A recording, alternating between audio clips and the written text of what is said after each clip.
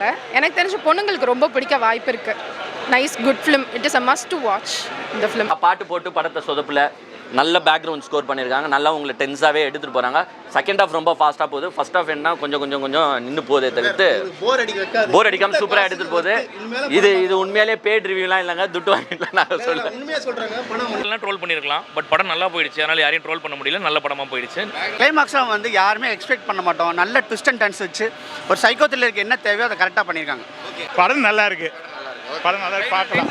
Morgan படம் பார்க்க வந்தேன், ஓகேவா. கண்டிப்பாக ஒரு மார்க்கமான ஒரு விஷயத்த விஜய் ஆண்டனி அண்ணா எடுத்து சொல்லியிருக்கிறாரு, ஓகேவா. என்னன்னு கேட்டிங்கன்னா, கிட்டத்தட்ட இந்த பிரபஞ்சத்தில் நம்மளை வந்து அடையாளப்படுத்தினது நம்ம தண்ணி தான்.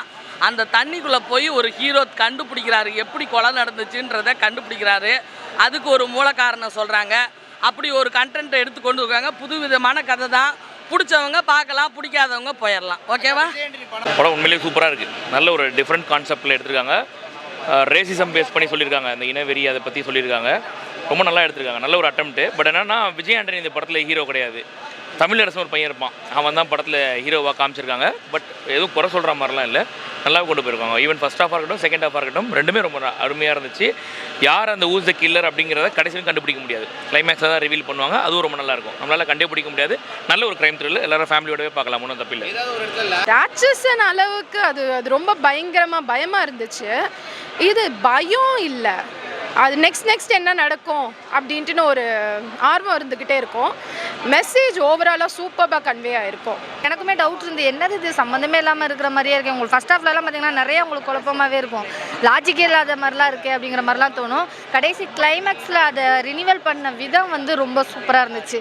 அந்த ஒரு விஷயம் வந்து ரொம்ப நல்லா இருக்குது. இப்போ வந்து நிறையா ஸ்கின் டோனோட இதெல்லாம் இருக்குது. ஸோ அதை வச்சு ஸ்பேஸ் பண்ணி எடுத்த க்ரைம் ஸ்டோரிங்கிறது ரொம்ப பெஸ்ட்டான விஷயம் நினைக்கிறேன். இப்போ இருக்க ரீல்ஸ் பண்ணுற அத்தனை பேருக்குமே வந்து இது ரொம்ப இம்பார்ட்டண்டான ஒரு விஷயம் நான் நினைக்கிறேன். இன்னொரு கேரக்டர் வந்து அவருக்கு ஒரு அமானுஷமான ஒரு சக்தி இருக்குது. அந்த சக்தியை யூஸ் பண்ணி இவர் எப்படி வந்து ட்ராக் பண்ணுறாரு தான் படத்தோட ஸ்டோரி. தாண்டி வந்து ஃபர்ஸ்ட் ஹாஃப் ஆவரேஜ்னு சொல்லலாம். செகண்ட் ஹாஃப் உண்மையிலே இன்ட்ரெஸ்டிங்காக கொண்டு போயிட்டாங்க. ஒரு அமானுஷ பவர் இருக்கும்போது பெருசாக இன்ட்ரெஸ்டிங்காக இல்லாமல் டக்குன்னு அந்த பவர் யூஸ் பண்ணி கண்டுபிடிச்சிருவாங்கிற மாதிரி ஒரு ஃபீல் ஆடியன்ஸுக்கு அப்படி வந்துடும்ங்கிற மாதிரி தோணுச்சு. பட் இருந்தாலுமே படம் வந்து இன்ட்ரெஸ்டிங்காக கொண்டு போய் படத்தை வந்து முடிச்சிருக்காங்க. இதுக்குன்னு ஒரு செட் ஆஃப் ஆடியன்ஸ் இருக்காங்க. அவங்களுக்கு வந்து இந்த படம் வந்து ரொம்ப பிடிக்கும், கனெக்ட் ஆகுது. ஒரு ஹாலிவுட் ஸ்டைலில் எடுத்துருக்குது. எப்படி தனுஷ் வந்து நீக்கில் வந்து அக்கா பையனை வந்து நம்ம கொண்டு வந்து பெரிய ஆள் ஆக்கணும்னு நினச்சாரோ, அதே மாதிரியே இங்கே வந்து அஜயை பெரிய ஆள் ஆக்கணுங்கிற ஒரே காரணத்துக்கு இந்த படம் எடுத்துப்பார் போல். விஜயானனிக்கு அந்தளவுக்கு ரோல்லாம் ஒன்றுமே கிடையாது, சொல்லிக்கிற அளவுக்கு ஒன்றும் பெருசாகவும் பண்ணலை. அவர் வந்து பார்த்திங்கன்னா ஒரு சிபிஐ இன்வெஸ்டிகேஷன் ஆஃபீஸராக வர்றாரு. அவருடைய ரோலை அவர் கரெக்டாக பண்ணுறாரு. ஆனால் படத்தில் அந்த அஜய்ங்கிறவன் எப்படி பண்ணியிருக்காப்புல தெரியுமா? ஃபஸ்ட்டு படமாடா இது, உனக்கு என்னத்தான் மாமா இருக்கான், என்னத்தான் கோடியாக பணம் இருந்தாலும் இதை படம்னு வரும்போது ஒரு பயம் இருக்கும்ல, அந்த பயம்லாம் இல்லாமல் அந்த பையன் பெர்ஃபார்ம் பண்ணியிருக்காப்புல. உண்மையிலே வந்து அவனை நம்ம வரவேற்கணும். சித்தர்கள் விஷயத்தை வந்து புதுசாக சொல்லியிருக்காங்க. அந்த சீரியல் கில்லர் எப்படின்னு கேட்டிங்கன்னா உங்களுக்கு தெரியும் இல்லையா?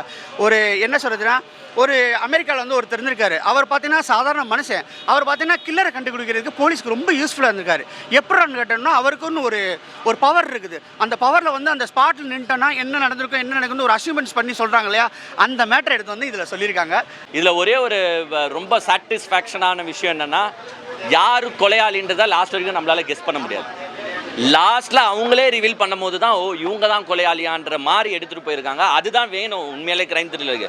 நம்மளே வந்தால் விஷ்ணு விஷாலை போட்டு இந்த படத்தை ப்ரொடியூஸ் பண்ணியிருந்தாருன்னு வச்சுக்கோங்களேன், படம் வேறு மாதிரி இருந்திருக்கும். ஏன்னா ஒரு ராட்சசன் ஜானர் தான் இது, அந்த மாதிரி கிரைம் த்ரில்லர் தான். இவரு நடித்தனால தான் படம் கொஞ்சம் லேக் ஆகிடுச்சே தவிர்த்து மற்றபடி வேறு ரோல் போட்டு இருந்தால் சூப்பராக பின்னிருக்கும்.